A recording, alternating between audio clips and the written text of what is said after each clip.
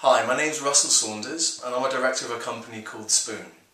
At Spoon, a large part of our work is about bringing stories into business and helping teams, individuals and organisations consider their futures. I'm going to give you some ways perhaps of bringing the power of stories into your working life. First of all, it requires you to act as the facilitator, if you like as the person who's organising this, and then I'll take you through the process.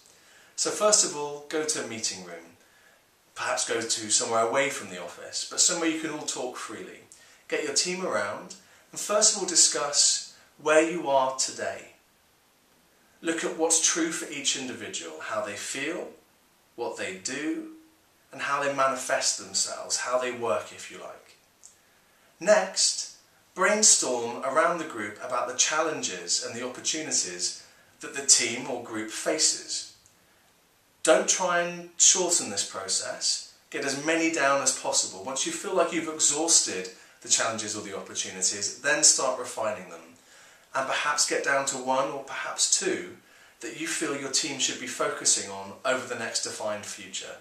I always think that working over a time period of around 1.5 years, 2 years works well. Next, look at the allies that you all have. Think about who there is or what there is that supports you to achieve what you want to achieve.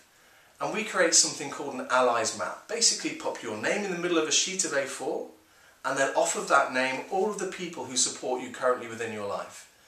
I always get people to extend this map, to think about the people who are less directly associated with them, i.e. I think of my loved ones and who they connect me to, who my colleagues connect me to, and literally fill that page full of names. I guarantee that when you commit to this journey, to this future, there'll be somebody on that list who can help you when you get stuck. Now the next part is slightly counterintuitive. It's define your bad guy. Really look at your future, the next, say, 1.5 years, 2 years, and what are the things that stand in the way? Who are the individuals, the other companies, the natures of the individuals sat around that room who literally will obstruct you, or obstacles you have to overcome in some capacity. Define them really clearly. By defining them clearly, you're better prepared for when they come up. Finally, and crucially, look at what the happy ending will be. Really look at each individual, their wants and their aspirations, and get to think about where they want to be in 1.5 years or 2 years' time. Once they've defined for themselves where they want to be, then look at where the company or the team should be in that time span as well. Weave them together. Use this as your guiding principle, your guiding light that you're all working towards. Then you've got your story.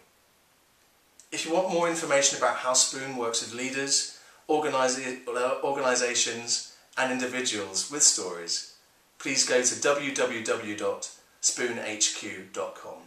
That's www.spoonhq.com.